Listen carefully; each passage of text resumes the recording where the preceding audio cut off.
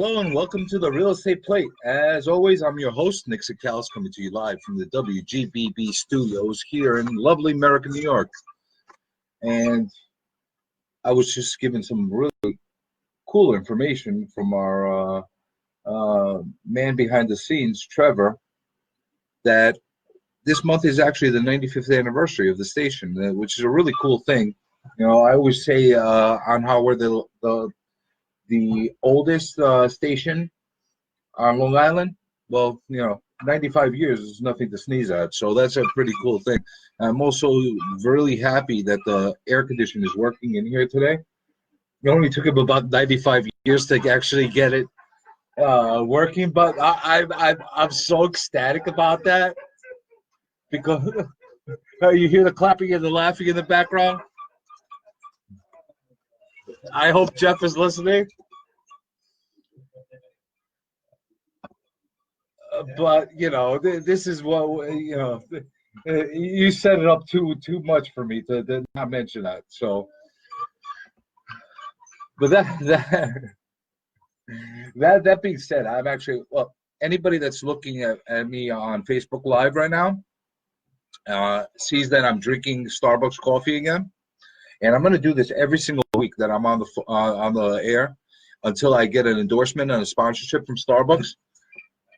I drink way too much coffee from them, and there's not a chance I'm a relent and give up until I actually get the actual endorsement from them. So I hope you keep listening. I'm gonna keep asking for the endorsement, and I'm going to get it one way or the other.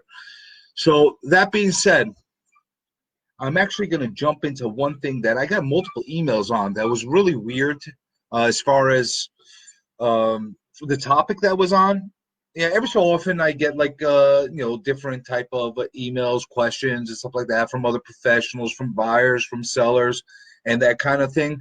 And it's funny, I got multiple people sending me. I don't know if I was spammed or if it's just a coincidence, but I got questions asking me on my outlook on when you are designing your business cards and your marketing materials, whether I support putting your picture on it or not putting your picture on it. So I just want to make sure that everybody understands my stance, and everybody has a different approach, and what works for me does not necessarily work for anybody else. But this is what I'm going to basically say. On a business card itself, I prefer not to have a picture.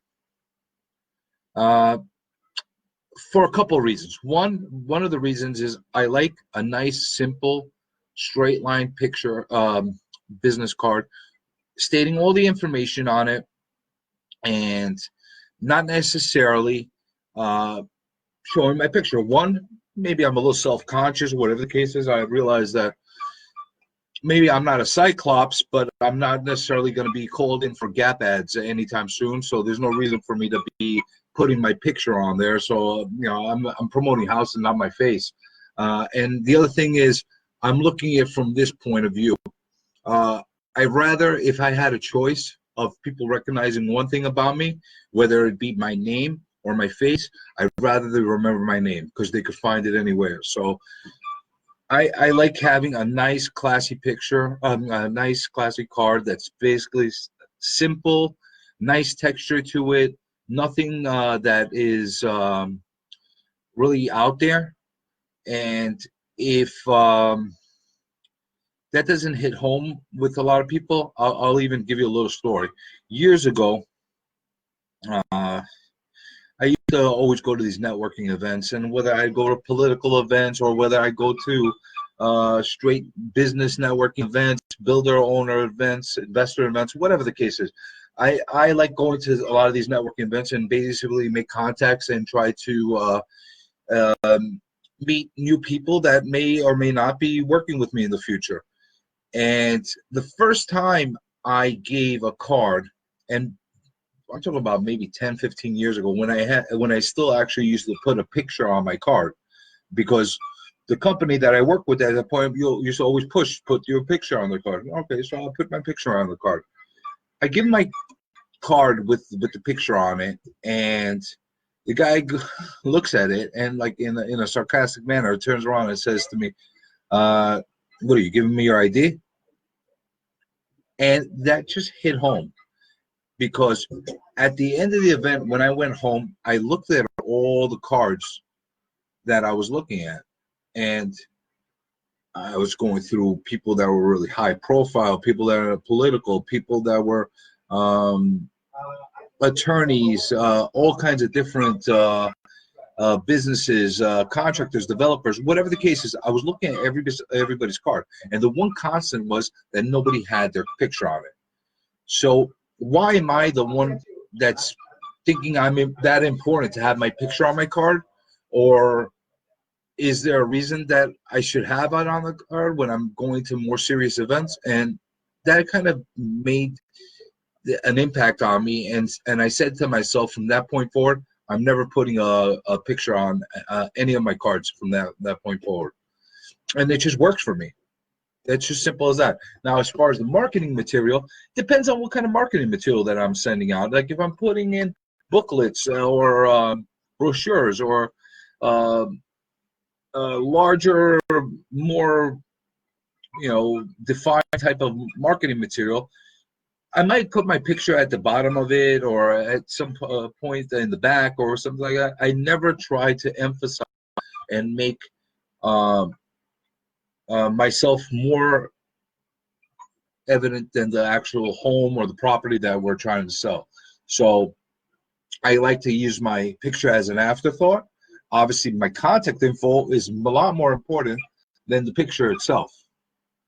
So now, if somebody's a really good-looking person, male or female, and they feel that they need to promote themselves by their good looks, maybe it works for them. It's possible. I've never taken that approach, and I never really pushed it that way. So I really kind of leave it up to everybody as far as how they feel about it. And I'm just letting everybody know what works for me and what doesn't work for me. And hopefully that helps clear everything up for everybody. The other thing I just want to really highlight and make a point of letting everybody know on as well is if you're going to be using a picture on any kind of promotional material, and this is just friendly advice, and I'm not judging anybody, and I'm not pointing the fingers on anybody in regards to this, but if you're going to be using a picture on a business card, on a brochure, on a flyer, on a pamphlet, on a trifold, I don't care where you use it, on your website, doesn't matter to me where you use that picture. Try to stay current with your picture. If you look nothing like what the picture portrays, one, who are you trying to fool? Two, when the person finally meets you and sees you look completely different, you kind of look a little foolish. So you're laughing, right? But think of it like this, Trevor. If I was giving out cards or brochures, or I was in the position where my face was all over the web, and I don't look the way I look right now, and they finally meet me, and I have receding hairline that's down to my ears, and big gray beard. They can say, well, who is this and why are you you get what I'm saying? And not only that, it's it's an image. I mean, you look what you look like. I take it like this. Just like everything that you do that's routine, you don't wear the same clothes for 20 years. They wear out, they change, they fall apart. Even if you're great and you take care of all your clothing, you're not going to wear it for 20 years. And if you do, I promise you those clothes, that suit that you're wearing, that dress that you're wearing, anything that you're wearing is going to be completely out of style, worn out, out of style, discolored. Something's going to be off on it. So if you're taking that approach, why wouldn't you change the picture? Yeah, I don't want to take headshots. I don't want to spend some extra money on the picture. Well, it's part of business. spend a couple $100 and get a couple of other pictures done. Do them well, and you'll be okay. Years ago you used to go to like Sears and you used to pay like $30 to get a whole set of headshots. Those don't exist anymore. But there's still really affordable places that you go get a professional style picture.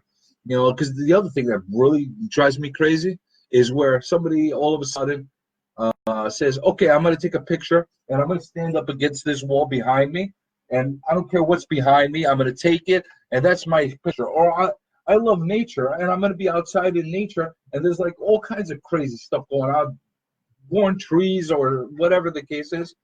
Doesn't work. Unless you're out in the Hamptons or like you're in on the coast, something like you're down in Florida or you're in California or Waikiki or wherever you are, and you want to have the beach in back of you or something like that, I don't see a reason why you should take like amateur shots like that. We're in New York. It's a professional type of area, and everybody is you have to have a different image, in my personal opinion. And like a lot of times I see these dumpy pictures that are taken and they're dim and stuff like that. It is what it is, but so if you look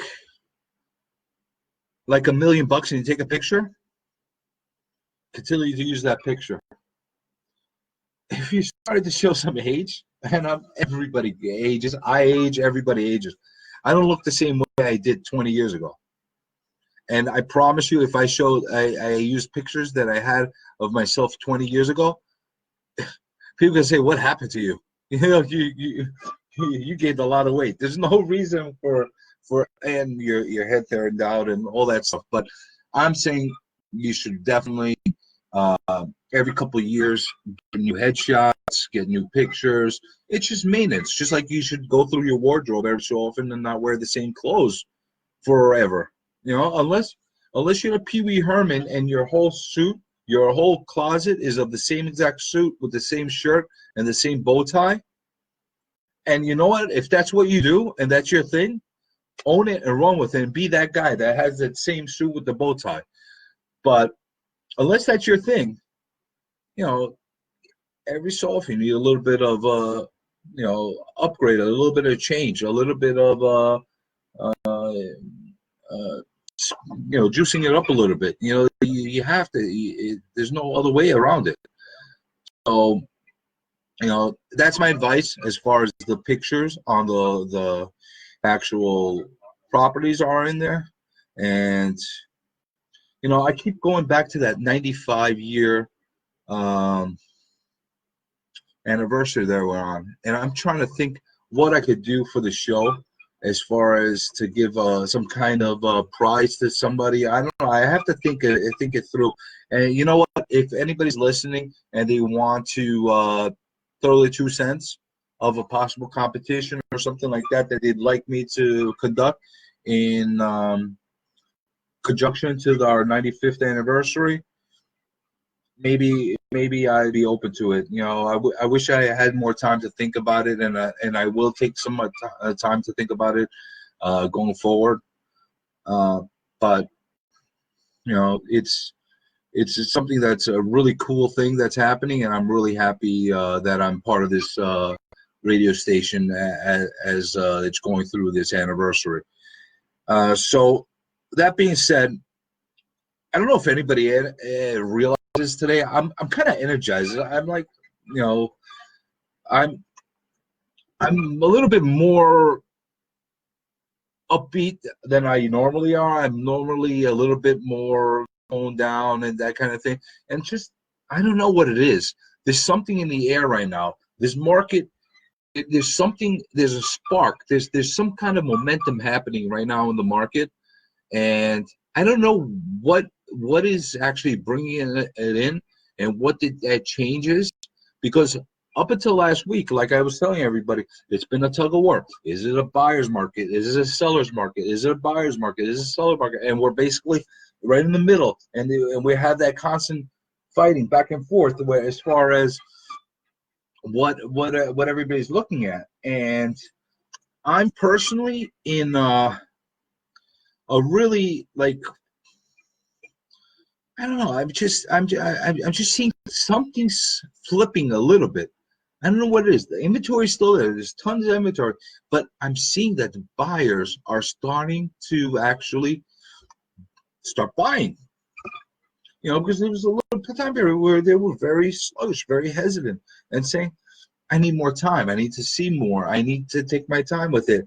I think this is overpriced. I think this is not completely to my taste. I think this is not working for me.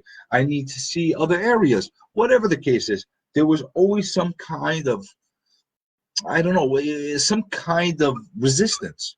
And over the past week, I seen, now it could be a coincidence, and I'm gonna definitely keep everybody monitored and let everybody know how this is progressing. But buyers are coming out of nowhere. They're coming out of nowhere, and they're coming in higher droves.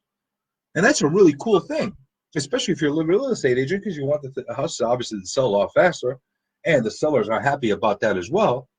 And maybe it's because of some price adjustments that happen, and maybe it's because some of the expectations have been tempered a little bit as far as what the expectations of what they're going to be getting on the homes, and people are a little bit more negotiable at this point. Maybe that's what's happening, but it's a good thing. It's a really great thing, and I'm really happy about it, and I'm very optimistic of how this is going forward. Again, maybe it's a blip in the map for 1 week, 2 weeks period. I don't know, but we'll see, and I'll definitely keep it monitored, and I'll definitely be letting everybody know how this progresses. Now, that being said, last week I spent a lot of time talking about safety issues as far as possible issues that people come across in real estate, and sometimes it's whether you're dealing with open house kind of situations and invader situations and stuff like that. And what stupid me didn't realize and didn't think of doing, I have such a resource available to me right here in the studio. And everybody knows Lou that's run Streetwise right after the real estate plate every Monday.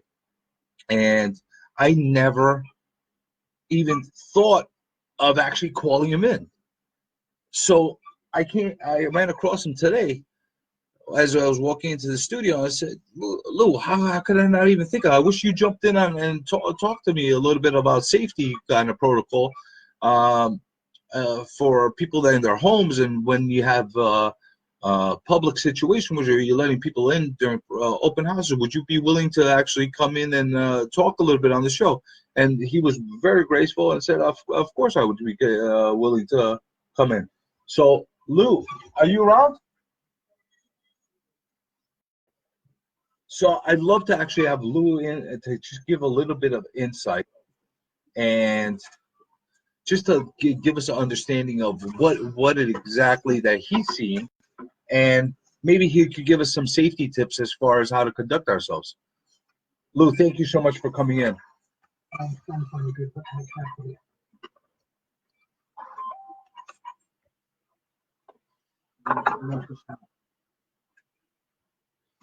right, I'm gonna. I think I'm on. Am I on right now?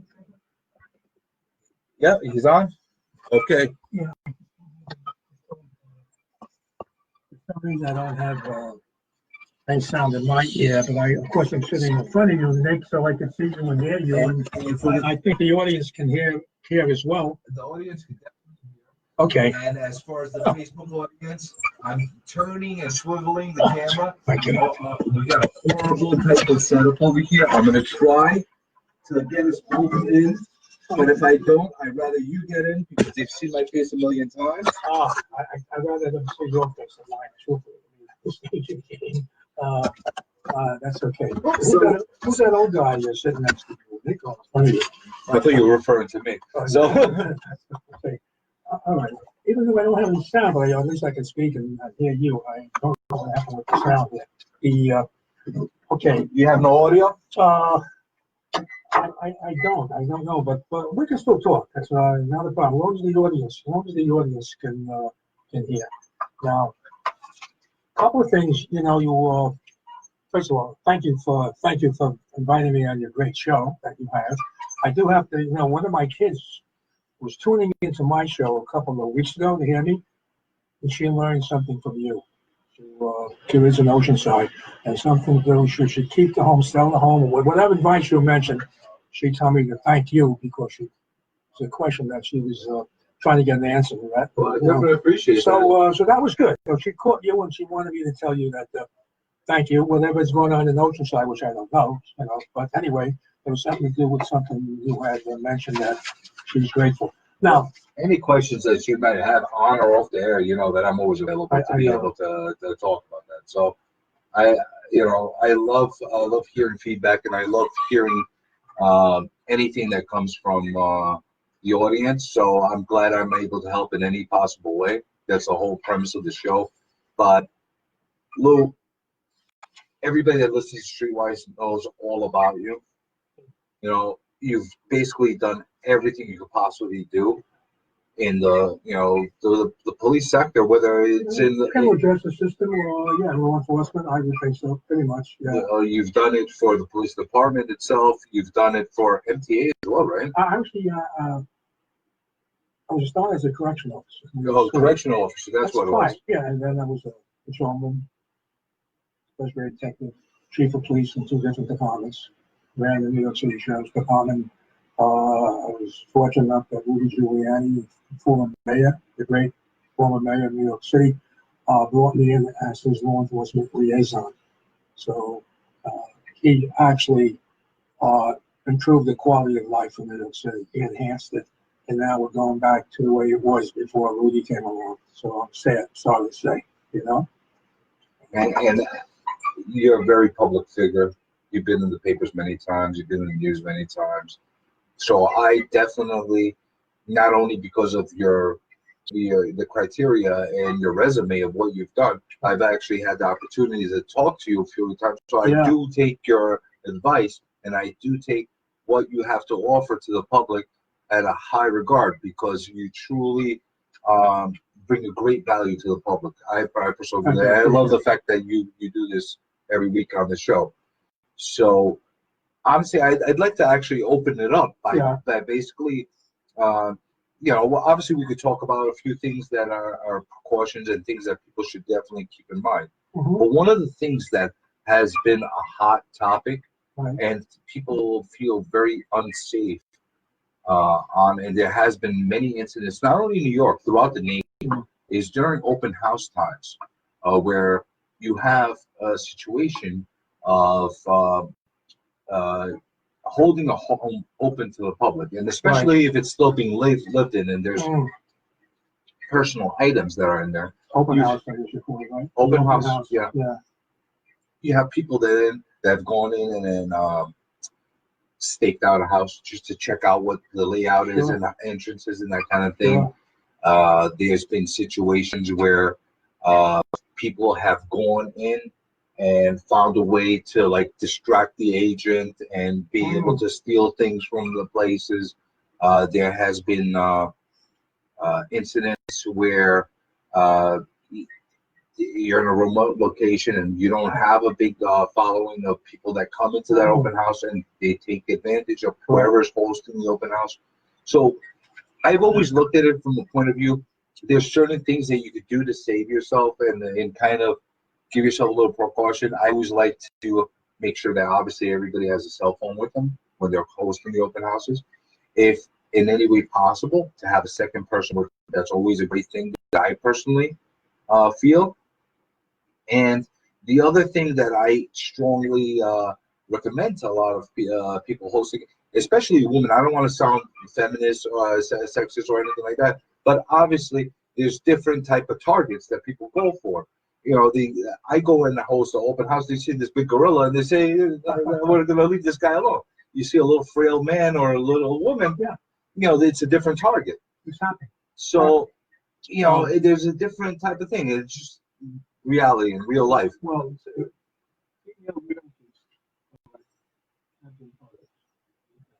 right, and people out there, that's what they do, especially serial rapists, and the sad part with that is that they don't do it in the same state, by the way. So they'll come to New York, say, or maybe even from Jersey, close by, and they'll target a home. They'll do their research, especially now with social media. They say it's a female that's going to take it into a home. Checks her out. She is vulnerable. After he rapes them, sometimes they murder her, you know, and then they go to another state. So it's for law enforcement, that's not easy because they're from most of the serial rapists are usually travel around the country. But we're trying to tie it in with what you do. Now, I just want to touch on something that is so basic that people today, Nick, what they do is today, right? Leave a key under the mat in their front door. Oh my God. You know that, right? Yeah. Even today, their mailbox, if the mailbox is open, or the flower pot. Today, while we're speaking, people still do that. That's mind-boggling. So it's very sad when you have to remind somebody not to do that, you know, in today's world, or even in yesterday's world.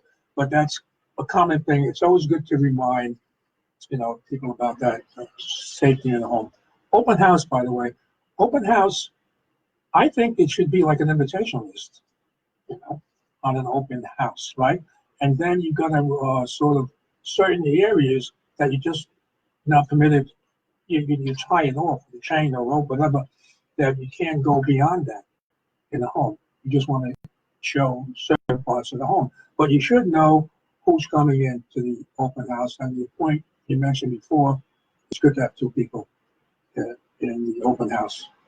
So, and that, yes. We can actually take it practice sometimes, especially in the really high volume areas. Right. Sometimes when we're in Queens or Brooklyn, where you just get a lot of people coming to the houses. And we'll have a lot of times, maybe not only two people, we'll have three people at the open house. And we'll have one person at the door with the actual check-in list and actually taking people's IDs. Very good.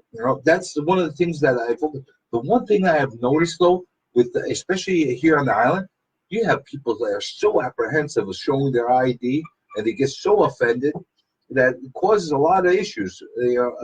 And sometimes, whether there's intent or not intent, I look at it like this. If you're here just to view the place, I don't see a reason why you just can't flash your ID and show me who you are, and fill in, people fill in the registries all the time. It's fake information. They fake phone numbers, fake emails, fake addresses, whatever they put in. But at least they're showing their ID. We could actually see how legitimate the people are. If you're not on the guest list, then you have to screen them. Yeah. Sure. And driver's license usually, one of the best things to do. But again, some people will get indignant, like you mentioned. But you know who does that a lot? Neighbors that are just nosy. Yeah, no. And they just want to check in, but they don't want you to tell the homeowner that a neighbor came in. Very good. That happens all the time. Well, you're familiar with that, yes. So there's nothing wrong with that. You say, listen, and sometimes you can tell a little white lie. That you can say, look, I'm required by law to check your ID. So you can't, look, or you can say, hey, listen, I just like you jeopardize my job. Certain, try to be nice, in a circle. So it's sad you have to do that, but you have to, say, excuse me, but, the boss is here and I have to do it. Some of things like that. Or again, use the rules or regulations that we have to do who's here, or you have to show ID, and I'll clearly show you behind so you know who you're talking to. Something like that. So, but you're in the business, you're in the people business, so courtesy is one of the things you have to do. And then there's liability reasons still. Exactly. Yeah. What if somebody comes in and breaks something in the house? Yeah. You should know who this person is. Yeah. Instead of running all the way out and then. Another good idea is that you have obvious cameras.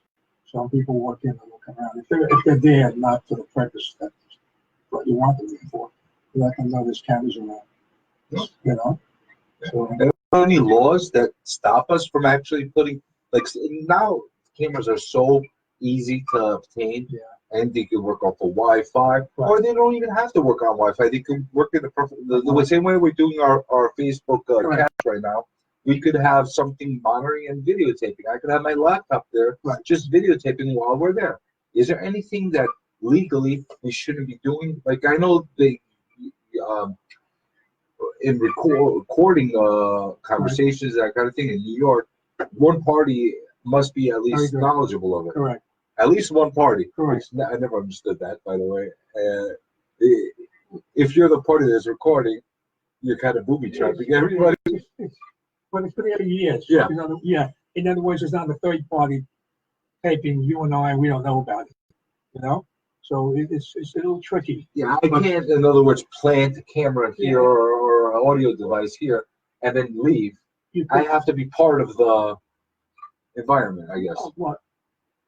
To answer your question, you can put a camera up because if it's open to the public, you can. You're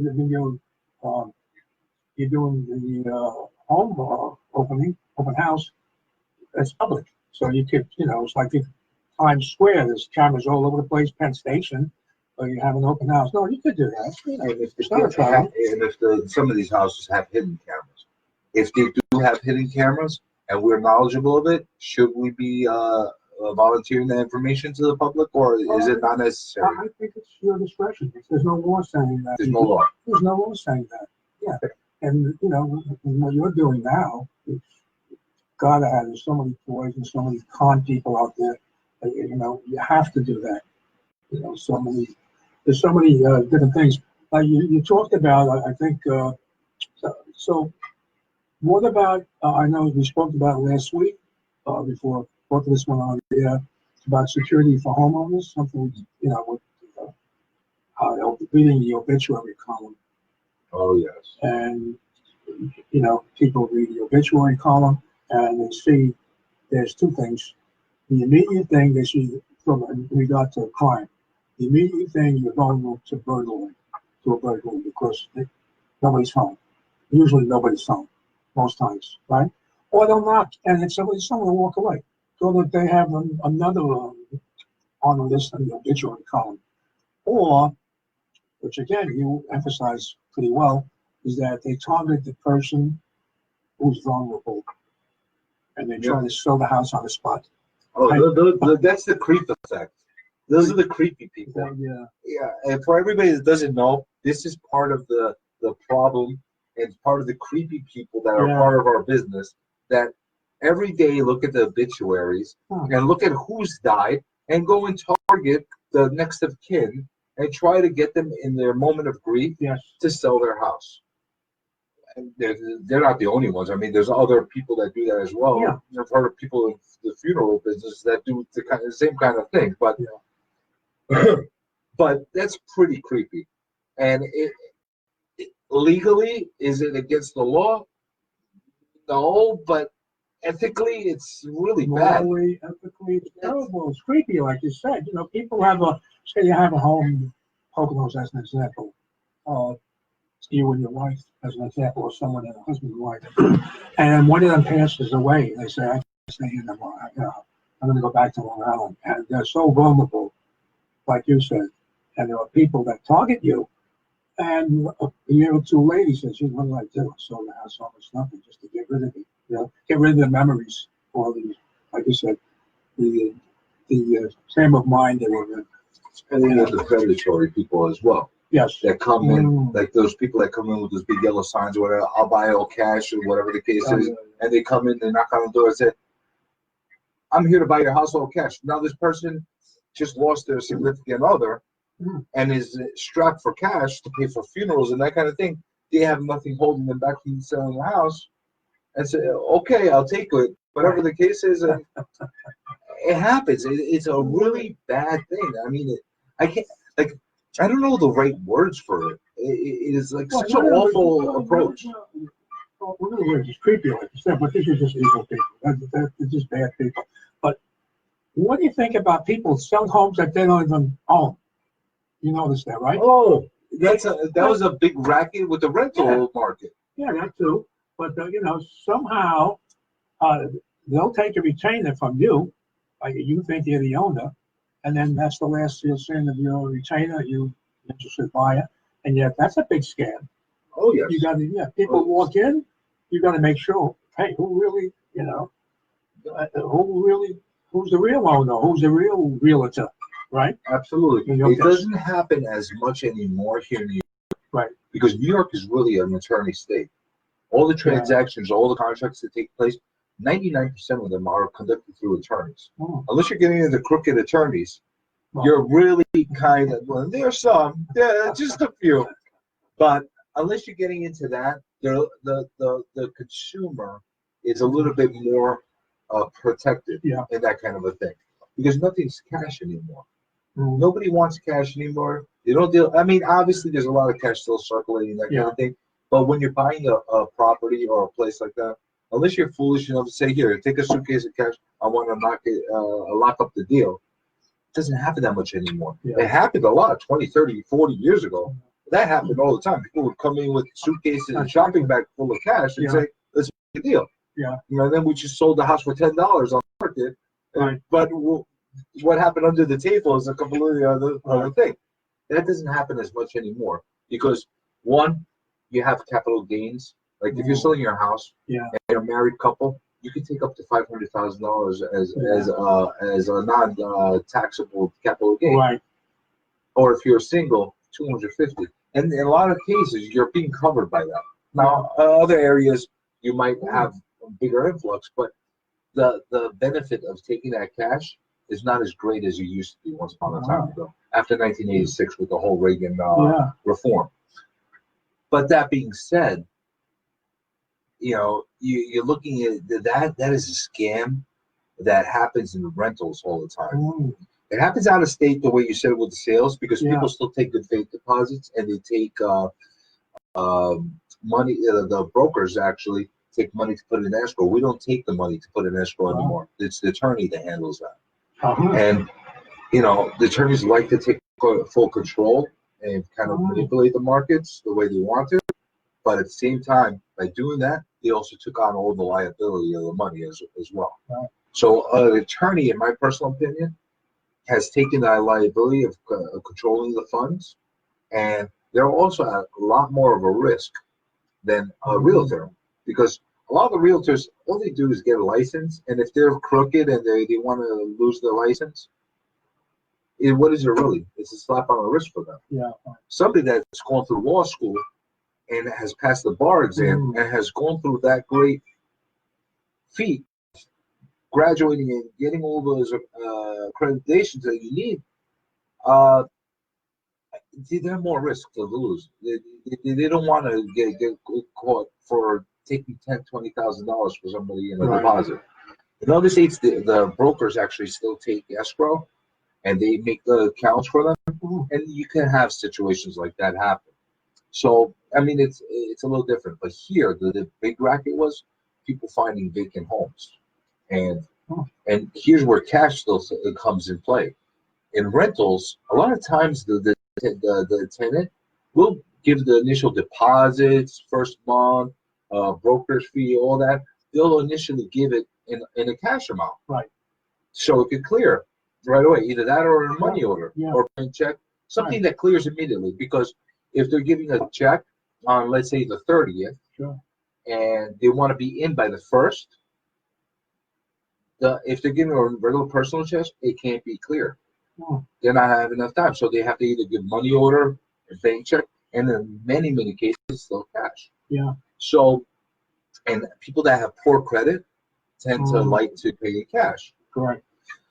That makes sense. Sometimes they'll give up to 6 months ahead of time. 12 months ahead. We're talking about significant money. Let's say it's a $1,500 apartment. Okay, not a major cost as far as apartments here in New York go now, but it's $1,500. Multiply that by 6. By year. And then add on 2 months of the security, and then add up a broker's fee.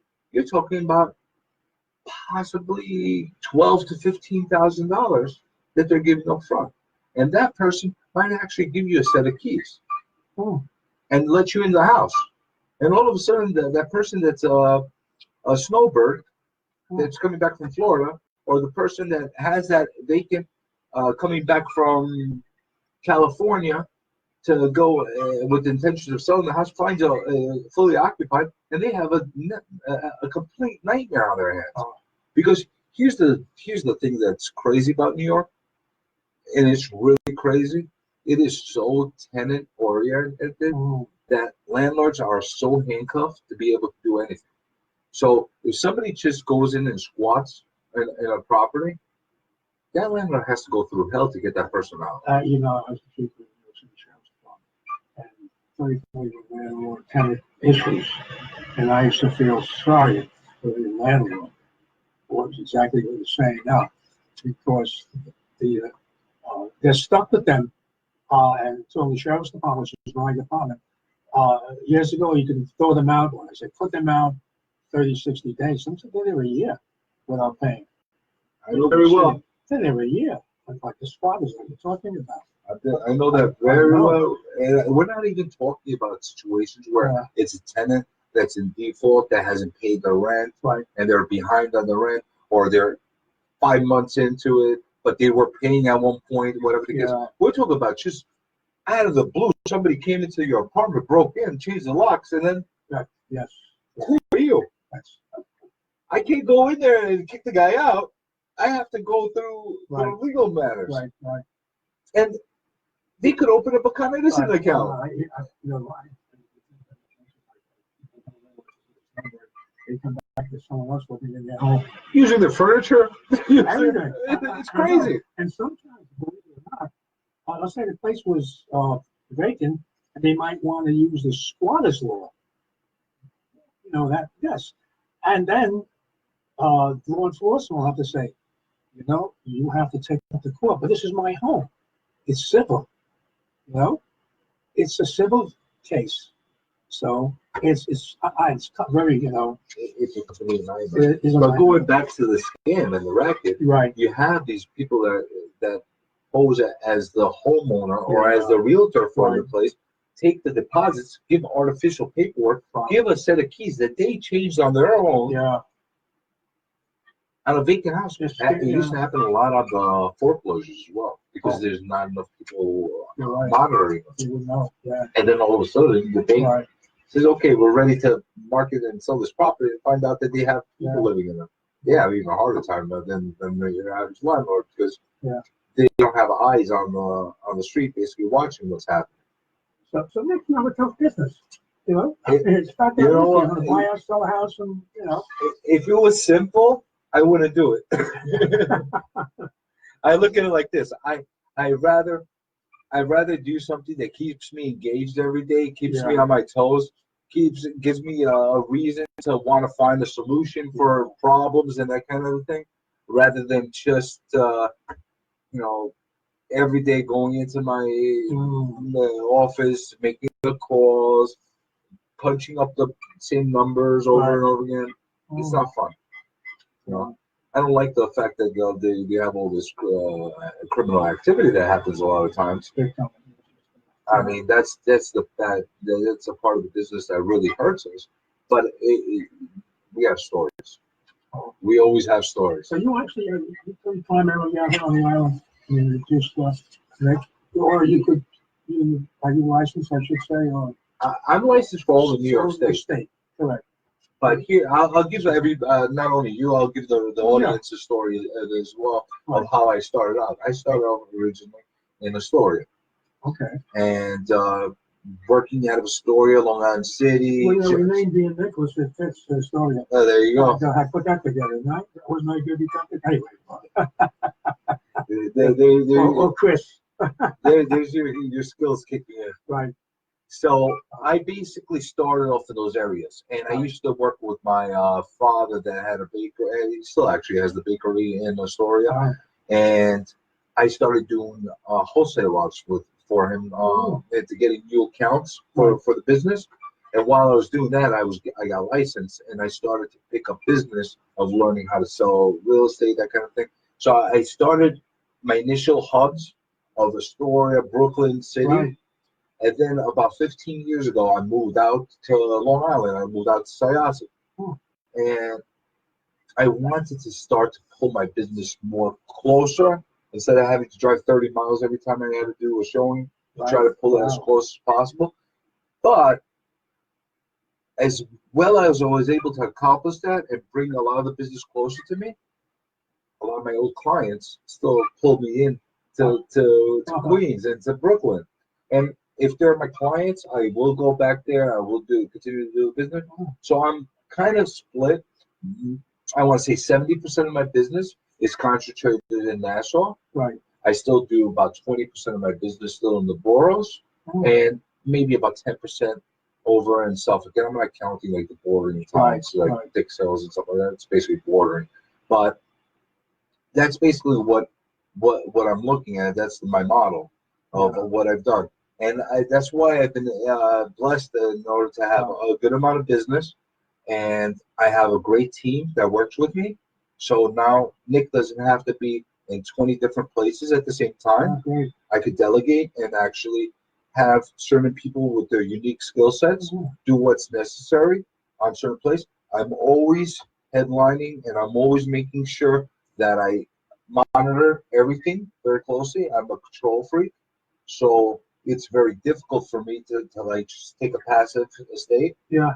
But I always want to make sure that I am on top of everything, but I also know my limitations. I'm not that person that can be cut into a million different pieces and work at my full potential at my best possible, get the best possible results. So it's been working very well to me. You're hands-on. Very hands-on. Yeah. It's very hands-on. In other words, let's say I take on a listing, a brand new listing of a regular house. Right. Because I do commercial as well. I also direct the entire commercial department for a co-op banker. See, I get bored. I can't do just one thing. I manage properties as well, so fun stuff. But I will take that new listing on, and I will always make a point of being the agent that does the first few open houses myself on it. I have to make sure I gauge what the traffic flow, what the type of buyers are coming in, what's working, what's not working, until I decide who's the right person to continue doing the open house, if necessary. Sometimes I sell it within that first couple weeks, but if necessary, I figure out who's the right fit for that place, and either I'll groom them with me while I'm doing those first outings, and then have them continue, and then obviously monitor and have them report to me, and obviously do inspections constantly on the property and look at the workflow. Or then I have to come back in sometimes and make sure that if something's not working right, how do I tweak it and make it work the best way? Well, listen, that's exactly what a good manager does. Besides being the owner / boss, founder, but you're still a manager. That's in today's world, it's rare. It has to be in your DNA. I have a lot of traits and things that have been passed on to me by my parents. That's why. I grew up in a situation where my parents were in a small business, and they would control and hands-on everything, and they controlled me too and everything around it. So I felt that in order to do it the right way, you got to do it yourself. Yes. I'm learning that sometimes if you try to do everything yourself, even the micro stuff, you can't micromanage. Right.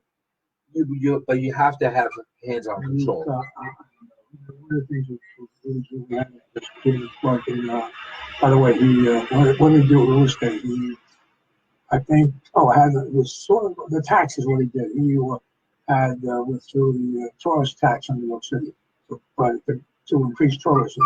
One of the things he did, and that somehow it had an effect on buying and selling homes in the city. I'm not into it like you, but it did have a trickle effect on homes for sale in the city of New York. Absolutely. So he was definitely hands-on on pretty much everything. He micromanaged his first time, then he learned, like we just said, you'd be banging yourself, you get like you, I'm sure, like you delegate. You said you have good people. That's all you need. Well, by getting rid of that tax, it basically opened up the floodgates for all the hotels. That's exactly what it did. The hotels, for once, yes, in many years, were on the same competitive level with the rest of the world. Yeah. Because here's the thing: if you're going to pay a absurd tax just for the benefit of being in a really crappy hotel in New York, then some of them at that point were still really crappy. Yeah. Yeah. But you're paying 200, 300, 400. We're talking about what, 20, 30 years ago? Right. You pay that much a night to stay there, and it's not because of the hotel; it's because of the tax. And the taxes too. Obviously, I mean, convenient to be in Manhattan, pretty much, and then the tax. But I always give him credit for all the things that. As he was a fellow prosecutor, yet he was able to do all these different things. It was a great manager. But I saw how he improved the housing market somehow in the city of New York. He just Well, everything you do, whether you're improving the safety, I mean, he bolstered the police force dramatically when he was in charge, and I think that was the biggest thing that helped. Not only New York as a whole brought down the crime rate, but if you're looking at it from just a real estate point of view, you have areas that nobody wanted to touch. You couldn't buy a home. They did not want to touch it. You remember what Long Island City used to look like? Well, right now, you mentioned Story is building up now off the water, especially, right? Long Island City and Story. Absolutely. I think you can't touch it almost, right? Oh, it's right now. It's still on fire. Even after Amazon said they're not coming, they're still on fire. We're in politics, I don't want to take it the whole show, but what's your thoughts on Amazon since you're in a closely related atmosphere, so to speak? Well, I had done a whole show on that when it was happening, right. And then I had a blow off after they pulled back. And here's my mindset on it. Would you go for it? I was absolutely for it, 100%.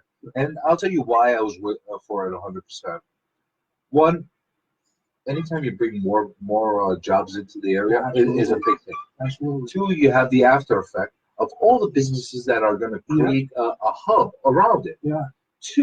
Three, you're actually making it a destination for big businesses to want to follow.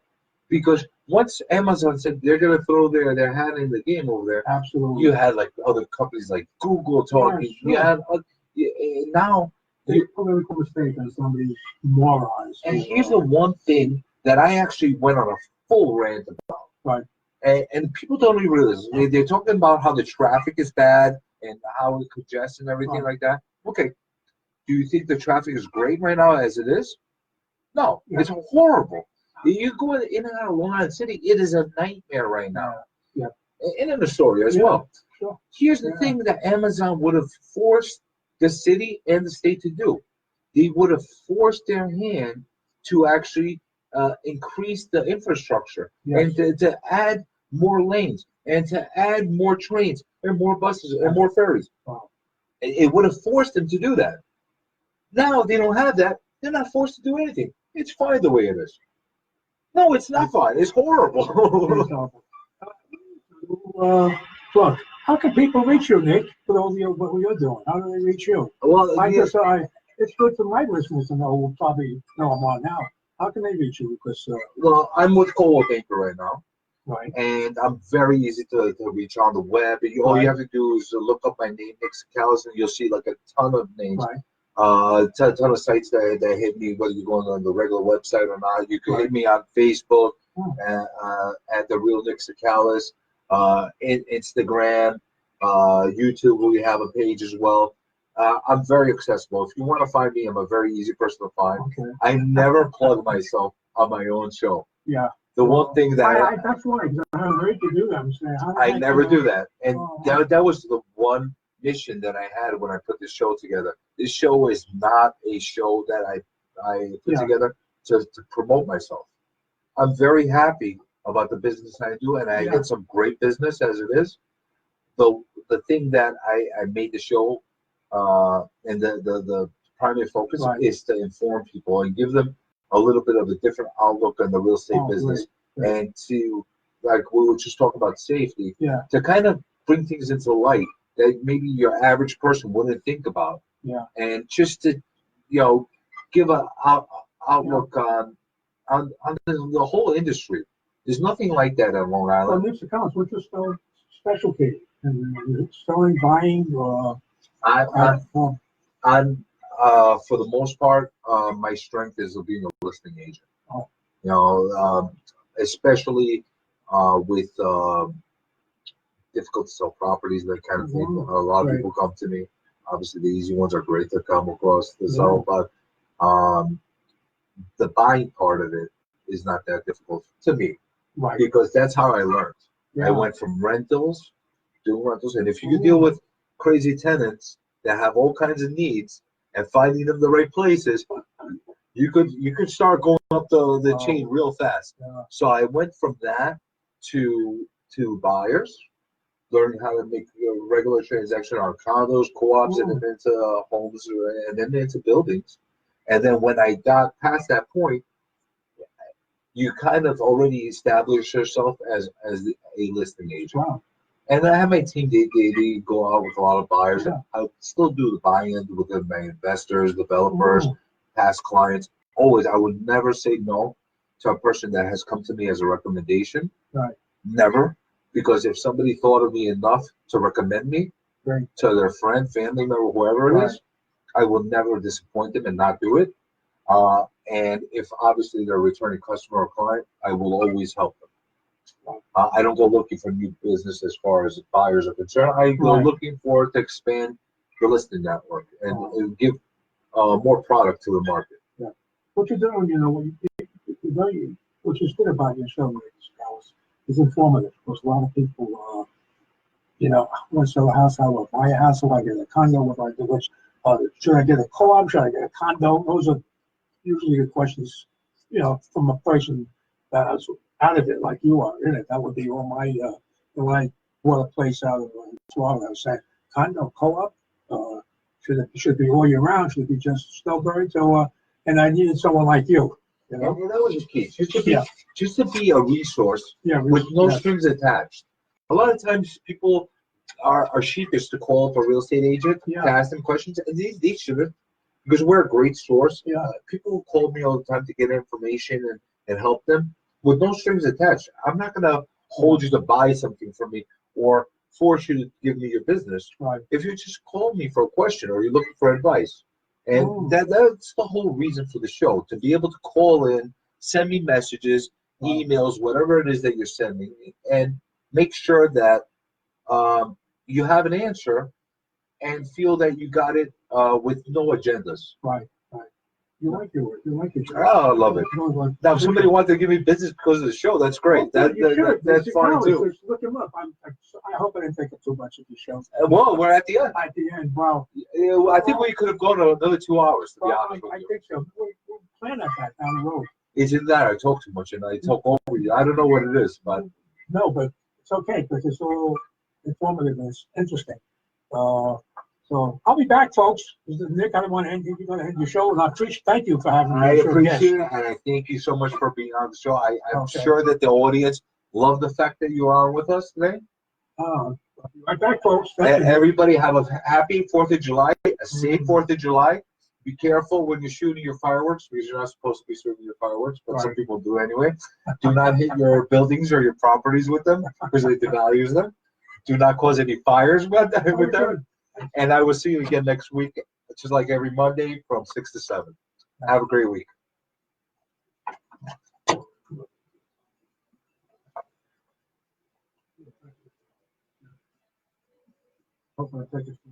No, it's great.